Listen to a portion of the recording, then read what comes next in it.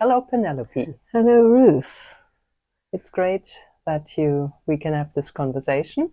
Lovely. Thank you for inviting me. Thank you very much for coming. Okay, so maybe we can start how you first got into contact with the Alexander technique.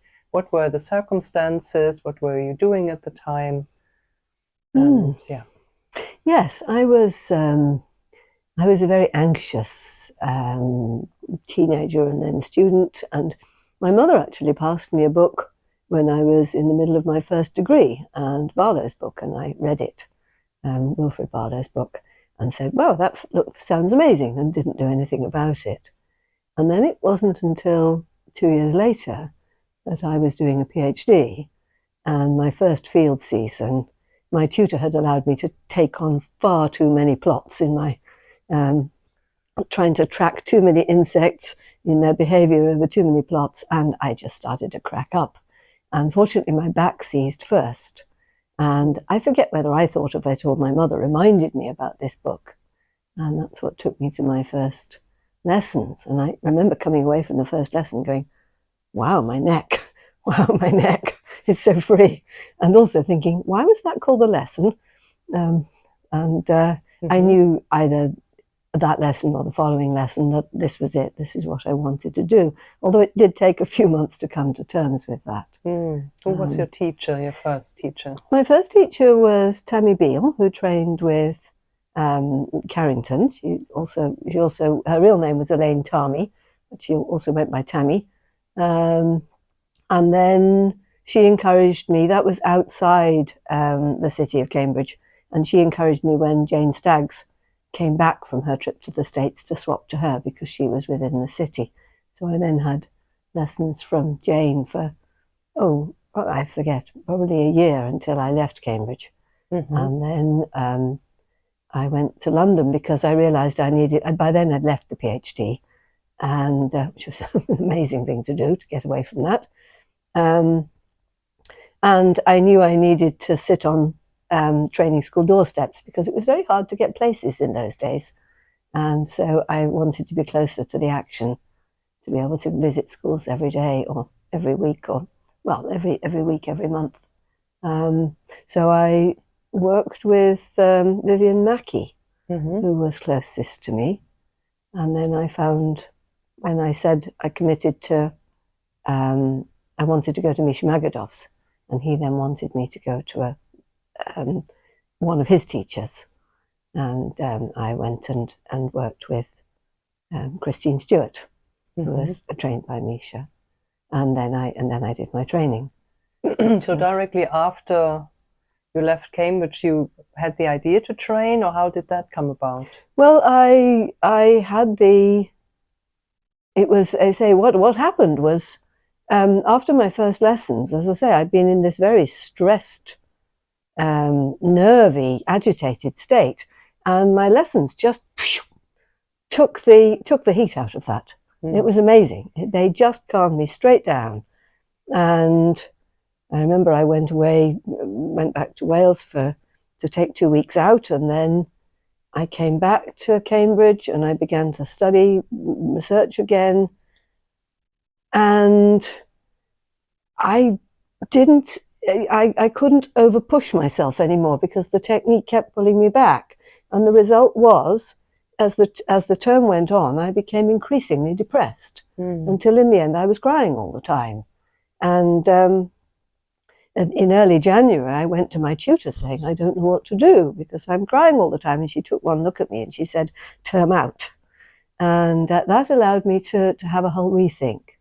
And I spent that term reading about holistic stuff and really understanding the difference between reductionist science and the holistic approach. And it just felt so much more sane, really. I never really felt that the scientific process was fair on a living thing. I felt that what I was being asked to do in my PhD was turn these flies' behavior, all of whom were little individuals, into one uniform statistical, that's what they do. And it just didn't fit. And Not even for the flies. Not even for the flies. You know, everybody's individual, even the flies, exactly. So, and so the term out, I thought, well, you know, do I just run away from the PhD? No. So I did in the end go back, but the minute I walked in, I thought, no, I'm in the wrong place here. So, but it was still 5 months. I thought, no, really, I just need to walk away. And I did. And I did various things. I became a life model, which was wonderful because I got to sit still all day and be paid for it, which allowed my brain to calm down. And they loved me as a model because for the first time they were working with somebody who could hold an upright pose. And because most of the models sat there, you know, like this. And so, yes, I was much in demand.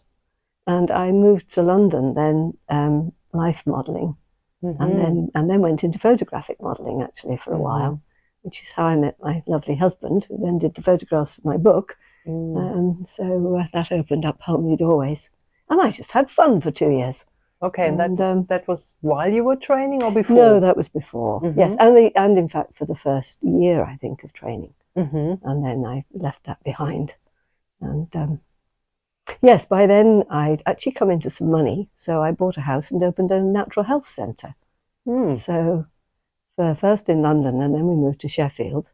And I actually ran a natural health centre alongside my Alexander practice for years, which was amazing because it gave me insights into acupuncture, homeopathy, and because I had chronic fatigue syndrome from the age of, at the age of 17, I had glandular fever. And my whole physiology changed and left me in mood swings and all sorts of things. So once I discovered Alexander, she then suggested I tried homeopathy, and I was trying all sorts of avenues. And nobody knew the name chronic fatigue in those days. So nobody had a clue what was wrong with me. So I was exploring all sorts of different avenues, and I became aware that none of these different disciplines were talking to each other. And that's why I said, well, I need to do a health centre where I get people talking to each other. So that kept me busy for, that was going on in the background all the way through. So before, while you were doing and after? Yes, that's right. I was setting that up in my last year of training, and then ran a centre just from our house in London for a couple of years. And after training, of course, that's when I went to Miss Goldie. That's also... Maybe we can talk a little bit about your training first. Yes, sure. So how did you experience that? I loved it. I absolutely loved it. I think I felt in a safe family for the first time ever. Misha was a most wonderful father figure. And it wasn't hierarchical. I loved the fact that people were different ages, and you never knew from people's age whether they were a teacher or a trainee or they were always visiting pupils. They were, of course, in the MacDonald tradition called bodies, which is pretty dreadful. Yes. But I just took it as it was in those days. I didn't think about it. So, and I loved the fact that it was so alive. When I first visited Misha and I saw them just throwing arms and legs around and walking and chatting, and there was life in the room in a way that some of the schools I'd visited had been very sort of rather stiff and formal. And I had always loved dance, and that just didn't appeal. So Misha's was a very safe place and a very lively place, and we were working on each other from the second term. You were working on others, and it was exploratory. We were really getting so much hands-on work. We were always moving, although I had to lie down a lot because I still had the chronic fatigue, of course, in those days. But it was lovely, and the students were exploring it together. There was very much, we trained each other as much as we had Misha at one end of the room. John Hunter was the main assistant in those days. He was there 3 days for most of my training, and actually 4 days for part of it, because it was 5 days a week in those days. And he was a wonderful presence. And that's why afterwards I went to Goldie, because I wanted what John had. And I knew he'd gone to Goldie. Well, somebody told me. So you still had the chronic fatigue and you were training. How did that work on your nervous system? Because many people, especially in the beginning, get very, very tired in the training. Oh, yes. I mean, I was so glad that I started in the summer term because it meant that I then got, I forget, 2 or 3 months rest before the autumn term, and I needed it after that first term. I just didn't know which way up I was. Yeah. And after that, it was all right. I would just lie down for maybe 20 or 30 minutes at some point during the morning, but I was able to cope. I mean, I still got headaches in those days, but again, everybody was very supportive of it.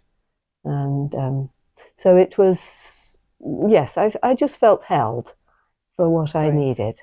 And then when I did the diet, again, there were a lot of questions, but they didn't stop me when I went on this very rigorous diet in my third year. And everyone was a bit, what on earth are you doing here, eating a rice salad mid-morning rather than an iced bun? But after a few months, they could see the difference, and they could feel the difference in my joints as well, which was interesting. So, yes, the nervous system was slowly calming down, and the resilience comes, doesn't it? But Goldie took that to a completely different level. Okay. So you went to Margret Goldie directly after the training? No. So when I finished my training, I was excited to build a practice, and I built one very quickly. I think everybody from Misha's school did, because we just had so much experience of working on people. So we felt we knew what we were doing, taking in people in and out of chairs, and so no problem there. But within a few months, I was not coping. I was picking up people's energies. And it was just throwing me and throwing my energy, and I was getting quite distressed. And I thought, what's wrong here? And I tried going back to school, and that didn't help. And I tried going back to teachers I know, and I thought, I'll go to a first-generation teacher. And I had a choice in those days. And I chose Miss Goldie because of John Hunter, and also she was geographically nearest. And she knew straight away that I was a mess. And that was immensely reassuring, because most people put hands on me and they said, oh, you move nicely. And I got in and out of chairs very nicely. You're all right. And I knew I wasn't, and it was confusing. And she identified straight away that I was a mess. She told me so in Miss Goldie's way, which was usually pretty unkind.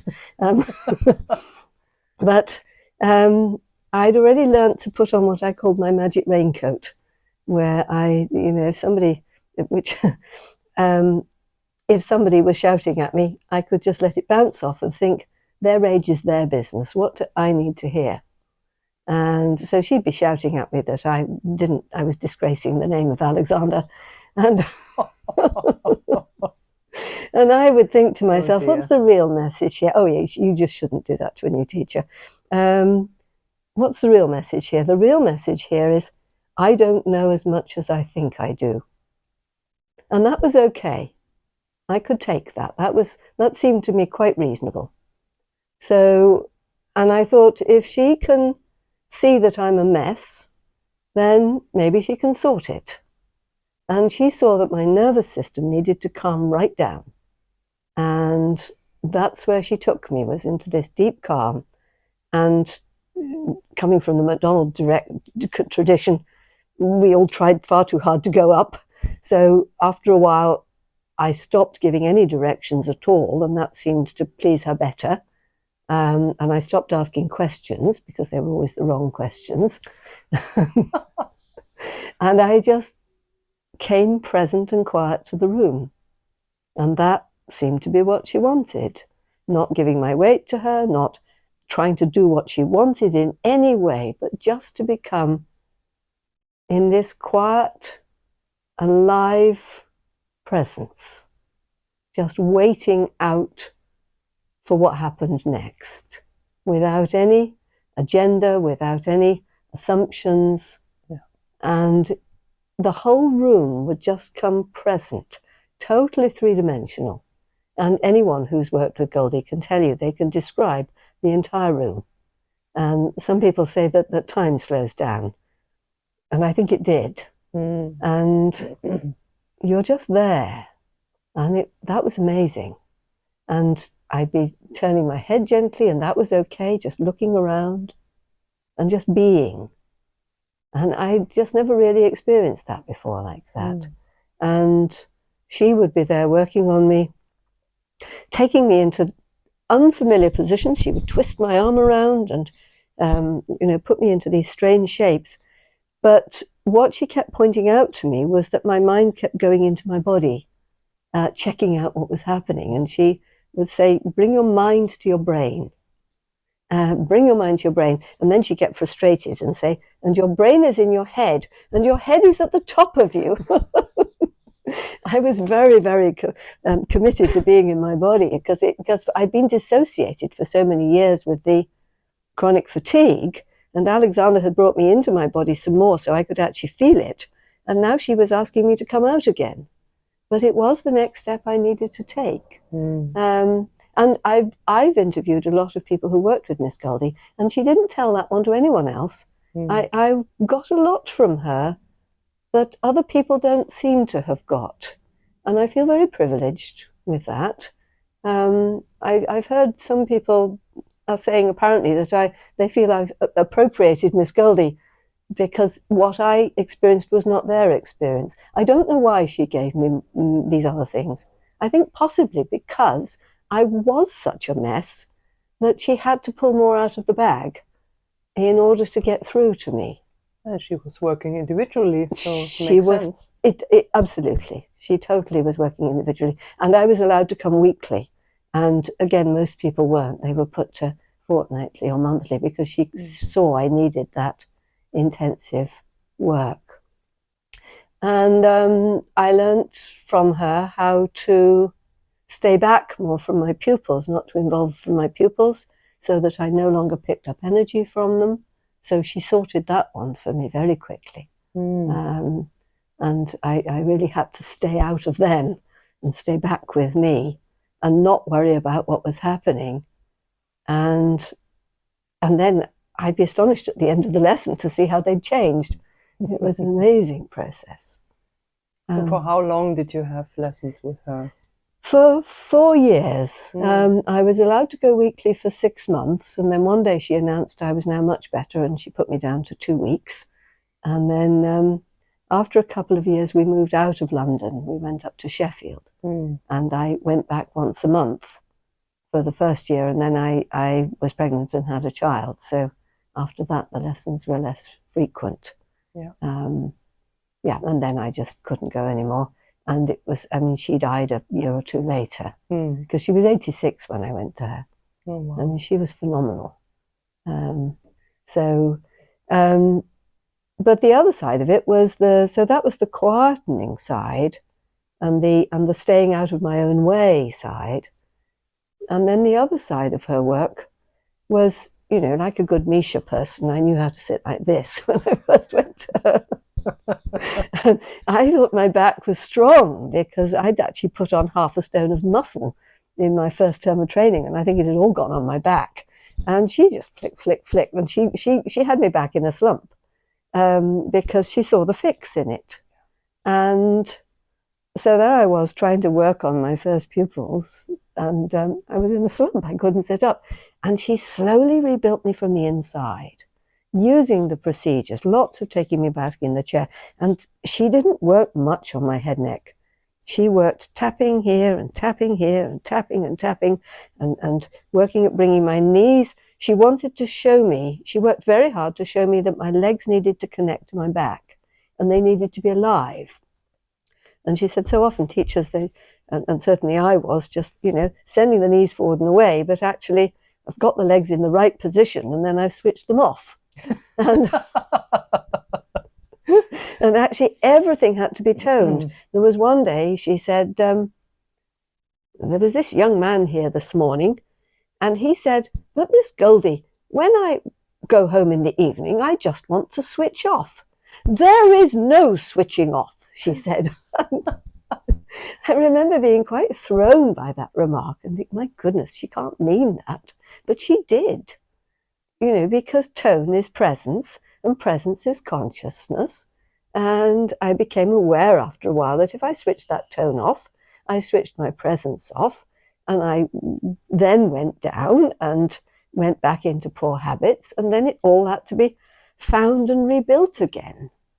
So she connected me back up. It wasn't about releasing everything, releasing out tension. It was about reintegrating me. She put me back together. She connected my legs to my back. She connected my arms to my body.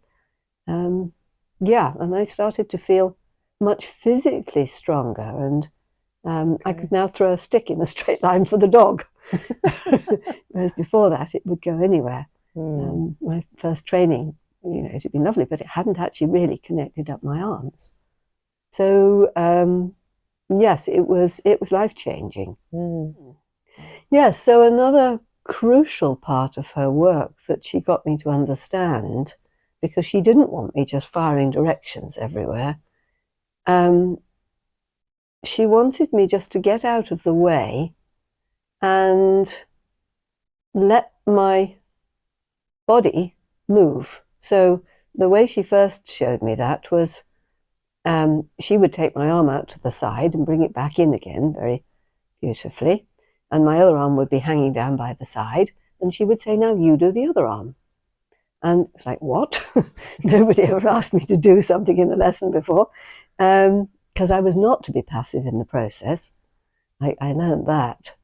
And so I had to bring my mind to my brain and somehow see if I could stay out of my arm and yet give consent for it to move.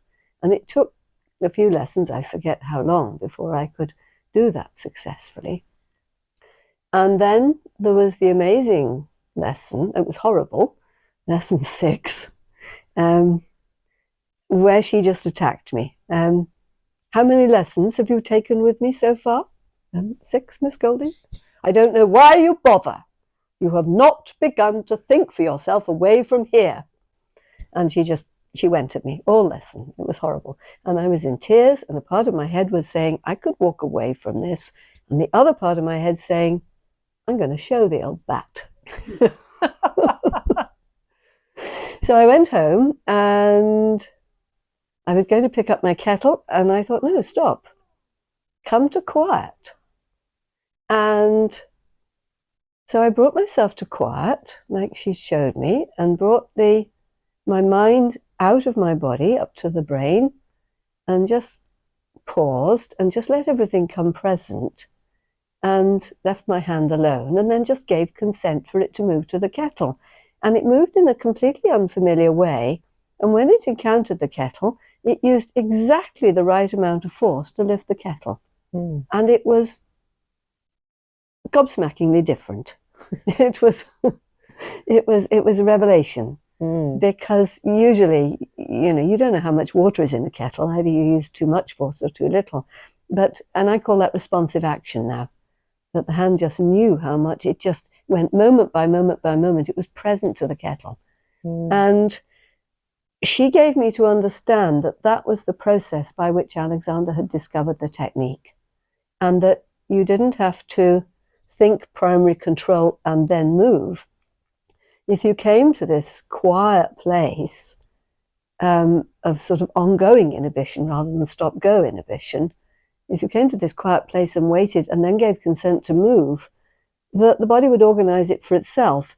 And you could then notice, oh yes, my neck's actually come free, the head's forward and up, the back's lengthened and widened. And so you're actually rediscovering the technique in that moment. And she said to me once, Mr. Alexander would make more discoveries making a cup of tea than most teachers make in their entire lives. And I thought, well, that's really unfair because most of us haven't been shown how. And so it was very, very different. And I then spent 30 years trying to work out what the difference was. And I worked with John Hunter for quite a while. He did a series of workshops where he was asking the same question, because he'd then gone and worked with Erika Whittaker, who again was doing this very different, the technique as in relationship to life, rather than the technique as a self-contained unit that then you do something with. if that makes sense. So, he then brought Erika over, and I had the privilege of working with her, and that was amazing. But it was a long time, and I then was exploring other avenues as well. You know, what is going on here? Learning how to find it again in myself, learning how to teach it to my students, to my pupils. And then in 2004, the Oxford Congress came up, and because I kept waiting, once Goldie died, I kept waiting for one of these other teachers who'd worked with her for a lot longer than 4 years to come forward and do a book or a talk or something, and nobody did. And when the Oxford Congress came, I thought, well, if nobody else is going to do it, I'd better do it. So I did. I wrote my little booklet, Lessons with Miss Goldie, and then launched it at the Oxford Congress. And I'd specified, 8 people in each workshop, and then I went and looked, and every workshop that was, I'd agreed to do it 4 times, and there was a great waiting list of people who wanted to do it. And they didn't even wait, they all just crowded in. One of the 4, they were watching in through the window because there wasn't physically room. And so people wanted to know. And I developed a set of games to bring about the qualities that Miss Goldie had brought about in me. So I reversed the process, because, as I said, when she brought me into quiet, the room just came present. Yeah. And because I'd done natural vision work, I realized that when I let the room come 3D and present, then I came to quiet. It was a process that worked both ways round. And then I also used a ball game to because if you're catching a ball and your hand comes up, can you throw a ball in such a way that you just have to wait for the ball to land?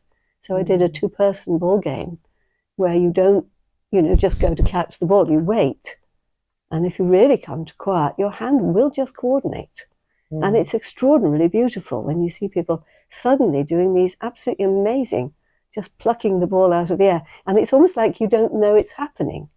Because I think what we're doing with all this is actually not working from the front brain anymore, which is the bit that tries to interfere with it all. We're working with the back brain, we're working with the hind brain, which actually knows where all the body is and knows how to move with, animal connectivity, to put it in that language. And all we've got to do is learn how to get out of the way.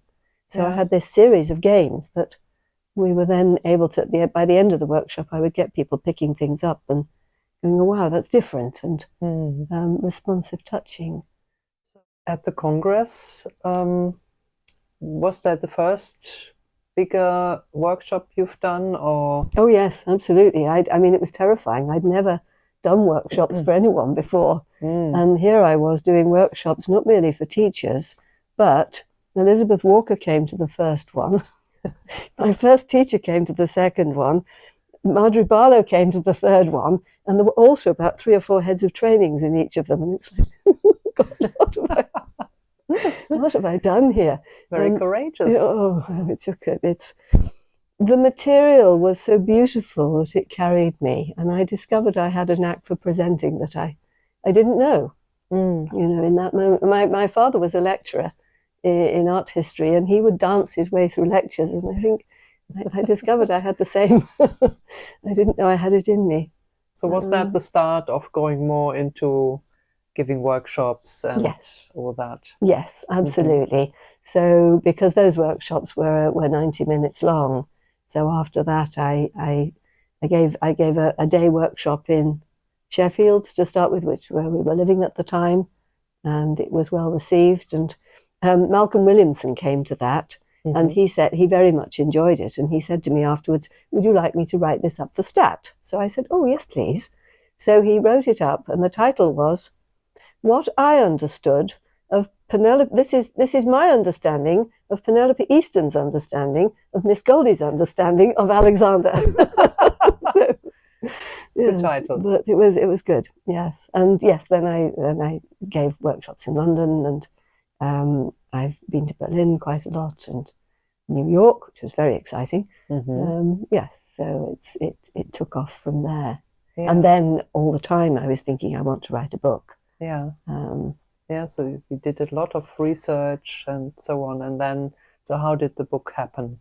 Well, I said I wanted to write the book around what I'd described to you about how I worked at the Congress. And I talked to, at the Congress, I thought, well, you know, I went to the book area, and I thought, I'll go and talk to a publisher. So I talked to, I forget which publisher it was, and I started to outline my ideas, and he said, oh my God, not another book on the Alexander technique. And I said, but mine's different. He said, they all say that. So that threw me completely. And I thought, so I said, well, you know, I want to tell people about Miss Goldie. So maybe I should interview people who've worked with Goldie. And he said that would sell. So I then set about interviewing people who had worked with Miss Goldie. And I didn't get anything really that would make a book, because I was expecting people to have got what I got. I got some beautiful stories, and I got some really heart-touching interviews, and it was a privilege to talk to people. But when I tried to put it together as a book, there wasn't sufficient there. There just wasn't. And I worked with an editor for a while, and she said to me, I don't think this is the book you're meant to write. So that was interesting. And I wonder if I dare tell this story. I've never told it on air. But you see, I also tried to get in touch with her great niece, and eventually I succeeded. It took a lot of detective work to, you know, track through to her. Mm-hmm. But I eventually got through to her, and she told me the background of Goldie's family, which was just amazing. And I got to meet her at her flat, where she had all Miss Goldie's books. Oh. And I got to handle her books. And I was looking through them and looking at the inscriptions, which were from Alexander. And then I picked up the book, and I think it was Constructive Conscious Control. And I think it was the first one that he gave her when she first started working with him for the small school.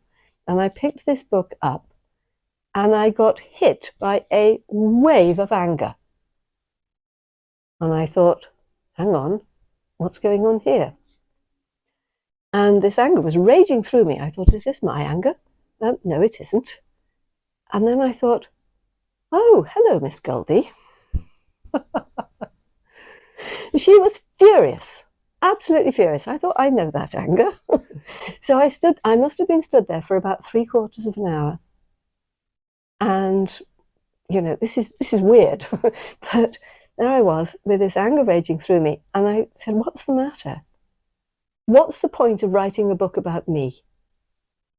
Where does that get us? This was the message I didn't actually hear a voice, but that was just the sense. What's the point of writing a book about me? That's just going into the past. You need to take it into the future.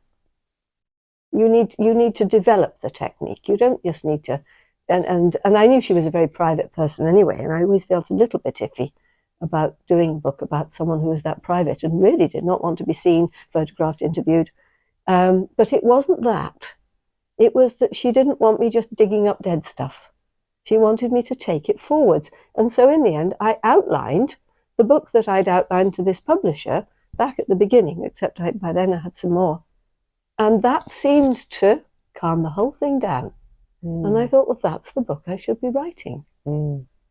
So that was the final confirmation to let go of trying to write about Miss Goldie, and instead to work on taking it forwards. And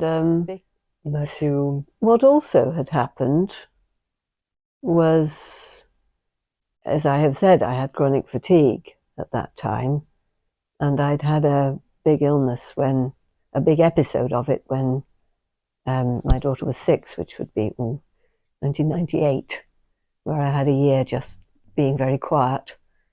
And that was also when I returned from that, because I'd been very weak during that time, couldn't walk a lot of the time. And when I went back to working in person with people, I didn't actually have the energy for putting hands on all lesson. So that's when I first started working hands off. And that's when I developed the ball games. This is before the Oxford Congress, of course. That's when I developed the ball games and getting people just to look and to walk and directing them much more verbally to find the technique for themselves. So that's where that path began to develop. Okay. And interestingly, because I'd been trained completely in a hands-on method, if I did work with somebody hands-off all lesson, and you know, the emotion I would feel at the end was guilt. Gosh, I haven't given them a proper lesson. Even though I could see they'd had an amazing lesson and they were going away with something very tangible that they could take away for themselves and a deeper level of understanding about inhibition and moving out of that state. So that's where starting to direct people came in. And then in the middle of that whole, you know, trying to write about Miss Goldie episode, around about 2000 and I forget, daughter was 2010, 2008, I think, somewhere around there. I fell very ill again, much more seriously that time, another major burnout. And this time I could do nothing, absolutely nothing. I was just in intense pain and intense anxiety, and I really couldn't talk. And it was a process of just being broken down. I realized there was one practitioner I could talk to, who was an Ayurvedic doctor in London, and I would talk to him on the phone every so often, and he just kept saying, "You're thinking too much. Stop trying to sort it all out. Just stop thinking." And it was to do with menopause, I think, and it was a really extreme case of menopausal anxiety. And my mind, of course, was just going Yeah. And he just kept saying, "Stop thinking." And every time I stopped my thinking to another level, I actually got more ill and weaker. And it was very frightening. And I could almost feel Miss Goldie by me. Again, not a psychic presence or anything, just my memory of her just saying, come to quiet, just stop trying, just do less. So she was very important to me getting through that. And at that point, I almost felt I wouldn't ever write anything, because I really felt what she had definitely felt, which is the moment is everything. And the moment, you know, you can't step in the same river twice and all that what is good for me in this moment isn't even good for me in 5 minutes' time. So how on earth can you write a book with a set of things in it? So I almost let go of I did let go of trying to write at that point. And then a couple of years later, when I was back just about on my feet again, but still very weak, I discovered nickel therapy. And nickel therapy, it's an amazing method for working with chronic fatigue. And it's a talking therapy. And she showed me, within a few weeks, she had me back on my feet again. It was an extraordinary process. But it's one of the tenets of it is you need to have fun and fulfillment in every moment. And fun, what me, fun? I'd never understood the word fun. So everything had to be fun. But also, you had to have something fulfilling. And as I recovered, I said to her one day, you know, I think I'm just going to let go of trying to write the book because I'm not strong enough. And, you know, I think I'll just take up embroidery or something. And she said, don't be silly. You will never be happy unless you write that book. And that gave me the boot up the backside to say, yes, I can. And the strength, you know, it's important to recover from chronic fatigue, actually to follow your dreams. Yeah. And so once I'd done that, once I'd got my life force running again, as it were, and I was able very gently to start going back to workshops and meeting other people again and coming back into life. And I worked with Miss Goldie's stuff, trying to find my body again because I'd been so crumpled during the illness. So I was able to bring myself back to quiet presence. But her work, she'd used it, I said earlier on, she used these very strong moves on me, and she really built strength in me in a different way. And I kept wondering when the strength would return. And it wasn't happening. And I was thinking, there's something she was doing that I'm missing here. What was it? And I started swimming and doing yoga. But I thought, there has to be an Alexander way of me to strengthen myself again. And then I encountered the work of Jeando Masoero, and his work that he calls it the initial Alexander technique. And I listened to his podcasts with Robert Rickover, and they were very exciting. And he was questioning the origins of the technique, how Alexander had discovered it. And he's a physicist and a mathematician and a biomechanist. He likes biomechanics because it's physics. And by looking at Alexander's pictures and by fine reading the books and also reading Delsart, he'd worked out a set of pulls. And so I took a lesson with him online, and he got me doing this pull to the elbow in which he was twisting my arm around, getting my shoulder to come forward and getting my hand to come round. And I thought, this is weird. And he kept waiting for me to walk out because he said so many senior teachers just walked out on him. This is not Alexander technique. And it was in my mind, I could walk out away from this. This isn't Alexander technique. And then I suddenly thought, my God, he's getting me to do what Miss Goldie was doing for me. But he's getting me to do it for myself. And that was an eye-opener. And so that lesson, he worked on the upper body with me he actually, by using the arm, he got me to bring my torso much more, my upper body back over my torso, which is again something Goldie worked with me again and again and again. She called it getting the lifter muscles working. And that became apparent. And then he worked on the lower body, and there was those taps. There was the answer to the taps that she was doing. And it was incredibly exciting. And within a few weeks, I could hold a plank and lift one foot in the air, and my body didn't collapse. And the strength just came back. So that was incredibly exciting. I worked with him for a year. And I thought, I was already well into writing the book by that point, and I thought I've got to incorporate this in the book because it's just too important to leave out. It's a slightly crude description, I think, at this point. I mean, I've refined it more from now, where we are now. But I'm glad it's in there, and a lot of people like it. Other people go, oh my God, what's this? Which is fine.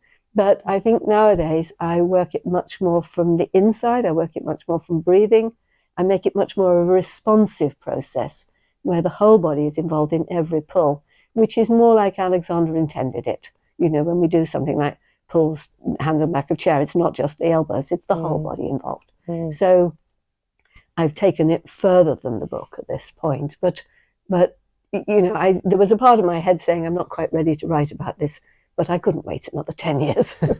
So, but that was the missing piece that began to put it together, of what she was doing, and that she was doing those pulls for me, and what Jeando gave me, and which I have further refined, is how we can do that physical work for ourselves, because I'd already discovered how to do the coming to quiet for myself and the letting the body move responsively. And here's the other part of it, the bit that, a teacher works on you to undo your scoliosis and untwist your legs. And you can actually do that for yourself as well. And that's amazing. And so the book is 200 explorations that you can do for yourself. And of course, we run the book study club, and people just, the most amazing things happen. When people really learn to work on themselves in this way, because the hands-on work is beautiful, and I wouldn't be without it. But when pupils go away, they need to know how to work on themselves forever. And I think if you've only had an experience and you don't really understand how to get that for yourself, what happens if as I went through, in 10 years' time, you have a major episode where you're bedridden for a year and you end up as a shrunken heap. How do we really rebuild ourselves from that? And I think it's crucial that we know how to do that. And it enables us to get, I think, closer back to what Alexander was doing for himself. Well, let's say someone who didn't have Alexander before gets the book in the hands and tries to do it for themselves. With all, we know about Alexander with faulty sensory awareness and all the rest of it. Yes. How are they going to be doing all the wrong things for themselves? Yeah. Well, of course, I can't guarantee that.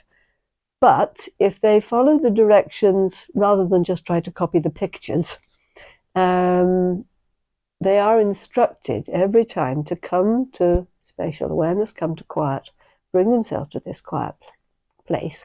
And I must admit, if I rewrote the book tomorrow, I'd put in more of those phrases. I don't think there's enough of them in there. But it is the backbone of it, that before doing anything, you come to this place of quiet, so that when you do a pull, you don't over-involve with your mind. You actually stay completely out of the way. And you then let something unknown happen. And the book starts with very simple activities, like just let your eyes turn to the side and your head will turn. And the neck then frees, because the mechanisms that link the eyes to the movement system actually sort the neck for you. And actually, Margret Barlow says somewhere in one of her books, if you can't free up your pupil's neck, just get them to look to the left and look to the right, and they'll free. So that one was known, but it hasn't really been brought down to us as a procedure. So if somebody works as they're supposed to through the book in order, then they will have done those very simple ways of letting the body respond to start with, which then go into taking yourself in and out of the chair, following the eyes, and then they will have gone into letting the breathing happen. And I have had emails from people all over the world saying, I've got your book and I love it, and it's made such a difference. Now, of course, if we put hands on them, we might find a can of worms, I don't know. But if the person themselves say they feel better and they've learned a lot, I think we have to trust that. But you haven't ever worked with someone who worked through the book and didn't have Alexander before? I haven't. No, I'd love to. It would be interesting. It would be interesting, exactly. But I did work last autumn with teachers who I met at the Congress, in the Berlin Congress, and because a lot of Berliners obviously came to the Congress, and afterwards quite a lot of them signed up with my book study club. And so they worked with me online for a year and a half. And then when I went back to Berlin last autumn, quite a few of them came and took individual lessons with me. And it was wonderful, because their backs really were working. So at least from the context of the book study club and working through what we worked through in the club from the book, they really had got their backs working beautifully, and they'd done it for themselves. So that's the one I can say. Sometimes people have got in touch with me. There was a pupil from Spain who'd got my book and then took some online lessons, and he got some of it, but not others of it. But he knew he needed help, so he got in touch. Yeah. And that happens too. Okay. So it's a danger putting a book out. But on the other hand, if we want everything to be perfect, we've just been at that conference today on how do we market the technique. If we want everything to be perfect, we won't go out there, and then we'll disappear. I think we've got to risk putting more out there, like yoga has done. And yoga, you can now do ghastly online lessons, but there will be those who do those and then say, I think I need to find a proper class. Yeah. And who take it further. Yeah. And who then really discover what yoga really is about. So I think one has to trust that process. Yeah. We do need a bigger presence. Yeah. And risk that people, we're too obsessed with people getting it wrong. Wrong is a starting point. It's a learning point. The next question would be, how do you see the relational aspect of the work? Working in the Alexander technique is a relationship. Yes. So you work with a human being and there's an exchange, it's reciprocal, and so on. And in a book, you obviously don't have that. In the study club, you would have that. Yes, yes. So how important is that whole question for you? I think we need to find two relationships. We need to find the relationship with the teacher, but the other relationship we need to find is with ourselves. And I think some people actually don't want a teacher. They actually want to find it for themselves.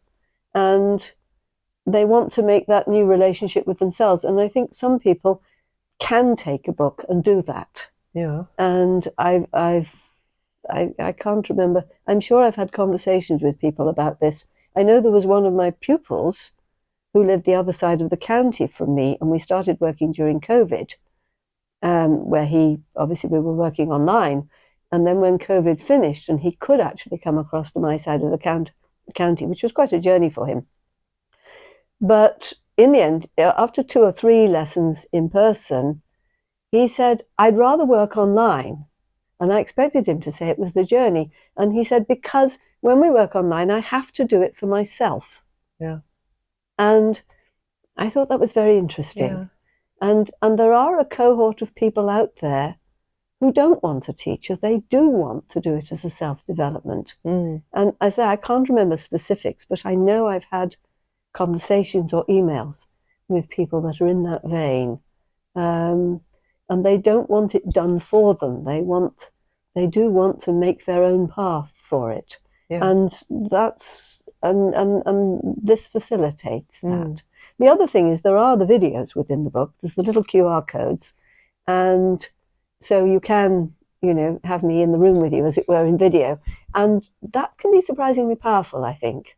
And people can also buy the online, the video sets.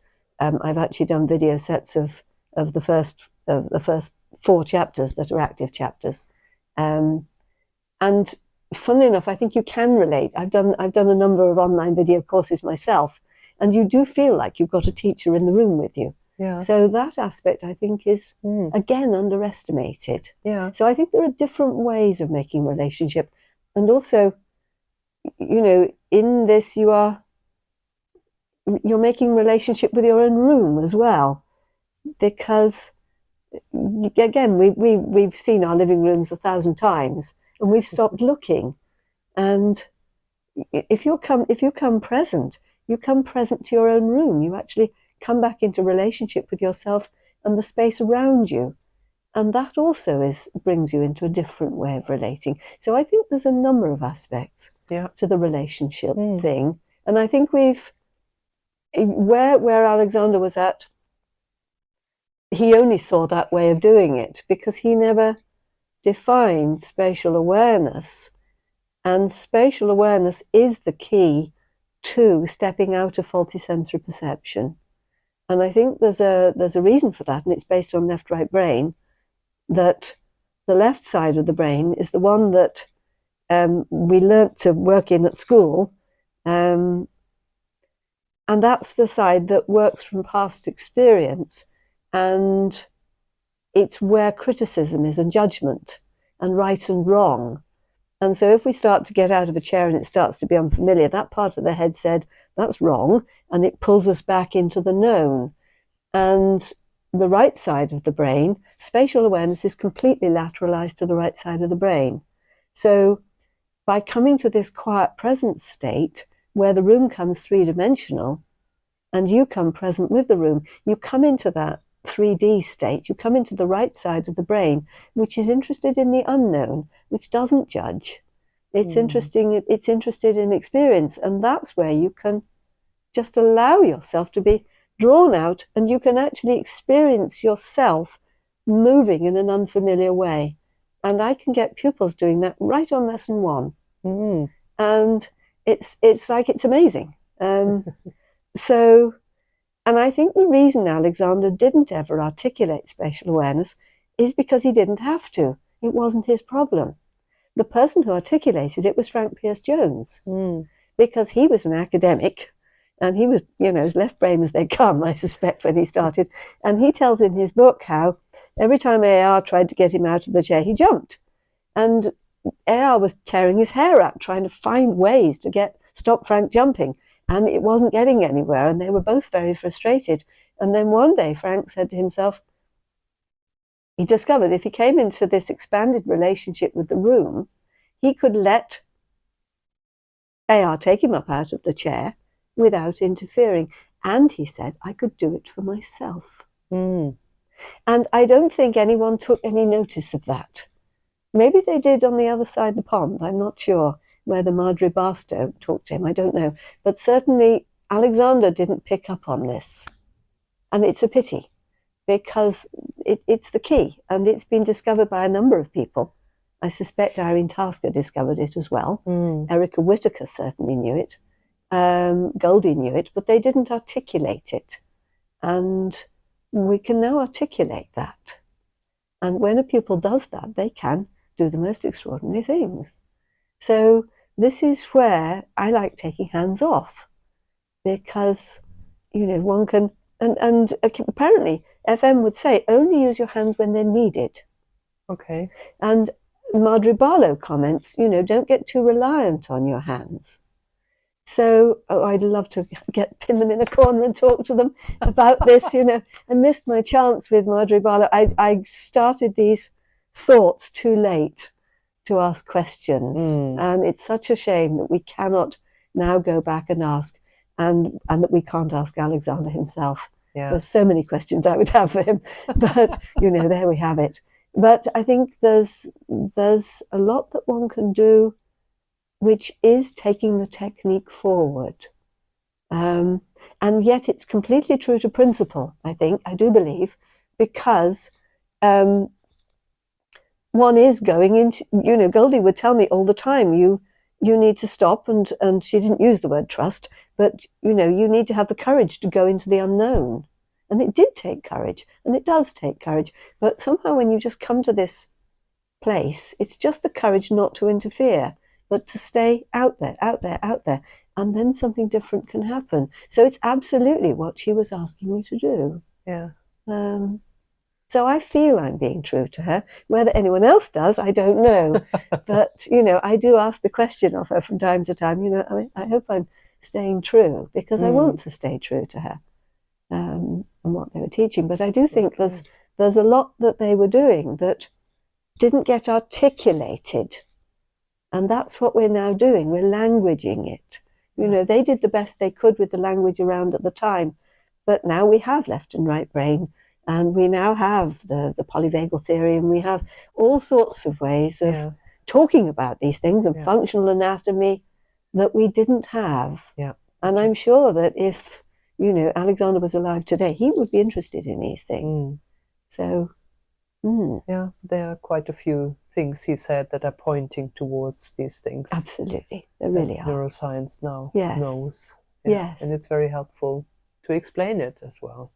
I think so, because we need to demystify it. Again, if we are to talk to people nowadays who want a fact-led, science-led, information-led approach, producing it as a mystery and magic, I think is not the way, certainly to get young people. Yeah, thank you. You're welcome. Maybe you can briefly talk about the research you did into Alexander's life, or the beginning, or what exactly was it? Yes, Alexander's life has been very well covered by Jackie Evans and Michael Bloch, and also, sorry, I've forgotten her name in this moment, Rosalind McLeod, I think, looked at his the background in Australia to try and they've all done a great job of giving us the story of Alexander and the dates of things and the background of the societies at the time, and what was going on. And Jeroen Staring also has contributed to that by giving us some of the background of what else was going on intellectually at the time, what else was being discovered, and where science was at, and so on. But none of them to me, squared the circle that the use of the self account is the discovery of primary control. But if you go back to read the early articles, Alexander was the breathing man. And breathing, and the importance of breathing is, in use of the self, breathing is the problem. But if you read the early articles, breathing is the solution. And to me, there's a mismatch there. So I started to read and reread and reread and reread the early articles, and also look at all the Delsartian authors, because we know Alexander studied Delsart because he actually puts it on his business card for a year or two, we don't know how long, that he was teaching the Delsart method. And so I thought, this is not in the use of the self account. And it appears to me now that the use of the self account is like one thread in a much bigger tapestry. And we need to know the rest of that tapestry. Again, if we really are to be true to what he's doing, we need to be able to, if we are to, start again. He said, if you want to do what I do, you must do what I did. And he gave use of the self as the path to follow, but it wasn't the whole story of where he started. And I think, well, certainly the people have found it very difficult simply working from use of the self. Whereas when you put back in, if you start from the early articles and I'm not the only one to have worked out his breathing method. And there's a fantastic breathing method there in the early articles that is based on inhibition and that reorganizes the torso and gets the thoracic mechanism working, and where the breath becomes responsive and everything becomes toned on every part of the breath. And freeing the neck is simply to get the neck out of the way so that the thoracic mechanism can work.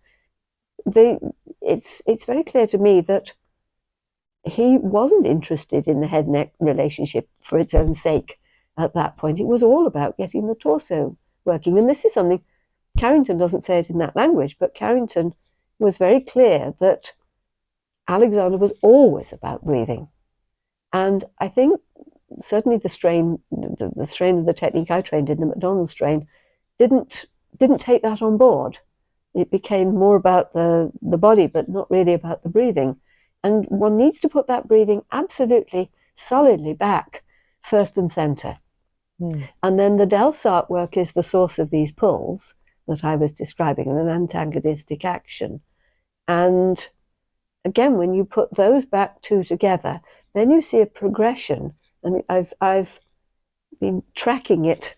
And then by use of the self, by the time man's supreme inheritance comes in, he's beginning to articulate head leads forward and up, but it's not the whole story. There's still a bottom-up process going on. And you see, when Goldie worked with me, she wasn't using this top-down process. She was very much getting things going from below. And I think a lot of the senior teachers were, that they knew if you just go straight to somebody's neck and their body's a mess, the torso needs to be supporting the body for the neck to be free. And yes, you need to free the neck for the torso to come free, but it also has to be the other way around. And my neck never actually really came right until I did these pulls from Jeando and actually properly learned to support my torso, as Goldie had got going in me, but then had gone to pieces after my daughter was born. And I got it back again by supporting the torso. So I've tried to put more of the story together. Okay. And not everybody's going to like it because, because the use of the self account is such a beautiful story, and it's our genesis. It's and they didn't like it when Galileo came along and said, well, actually the Earth goes around the sun. It's so, and we're attached to our origin stories. That's actually part of what binds us as a community. So it may be unsettling to actually turn some of that upside down. I don't know, but I feel it's a story that has to be told. Okay. And I've launched it as a course at the moment, and the people doing the course are really enjoying it. And they're saying, wow, actually, this makes so much sense to put the Delsart work back in, to put the breathing work back in. And will that be the next book? It will be the next book. Yes, exactly. I've got the sort of the course has written the first 8 chapters basically, and I've got another 4 chapters to write, and I'll give it to the course first, and then I need to find a publisher and put it together. But yes, that is the next book, and it's one that's very dear to my heart at this point, because again, I just feel there's stuff going on at the beginning that will bring us strength and integrity in our work and clarity, and take some of the magic out of it, and make it much more also able to link to other disciplines, because again, we can be in our sort of own rarefied Alexander bubble, and actually we need to be able to talk to people about their yoga practice. I mean, the old thing of that, you know, if someone came who was exercising, you said, well, stop exercising and just do Alexander. And then after a while, I was reading Carrington this morning and describing how Alexander would say, well, stop exercising. And then after a while, you realize you don't need to exercise. Well, that will not wash today. Everybody over 50 is being told they've got to lift weights and get strong. You know, we need to be part of that story. Not saying, oh, you mustn't lift weights. Yes, you must. But let's do it the Alexander way. Let's get it coming right from the bottom. Let's get all your trains going. Let's teach you how to breathe with it. Let's train you how to use everything in balance. And then, wow, you can actually lift a bigger weight. You know, I think there's so much here. Yeah. But, am I shocking you? No. No, good. I love how passionate you are about all that. I am. Absolutely. And that's I mean, great. for me, building strength, again, Goldie built strength in me, and now I am 64, you know, my bones have started to crumble. I think, 30 years of not being able to exercise with chronic fatigue and all that stress at the menopause time. Yeah. And it was, somebody said to me one day, with that in your background, you better get your bones checked. And they were right, because there's osteoporosis starting. Yeah. So I went to the doctor, and she wanted to give me some horrible drug. And I said, no, I'm going to build strength. And, so I'm very much working to see if I can strengthen my bones. And feeling strong after all those years of not being able to, feeling so weak, is just so empowering. And I think also strength is more a part of the technique than we know. I think for the men, probably, they really have to sort of tone down their strength. But a lot of the people who come to the technique are rather frail creatures. Yeah. And actually, building strength actually helps us build confidence, and a balance of tone. Strength with a balance of tone just brings in resilience and confidence. And I think you have, again, another strand of what you can give your pupils. Great. Maybe we can stop here. Yes. Thank you so much, Penelope. Oh, you're welcome, Ruth. Thank you for listening while I pour it all out. You've had all my passions. Yes.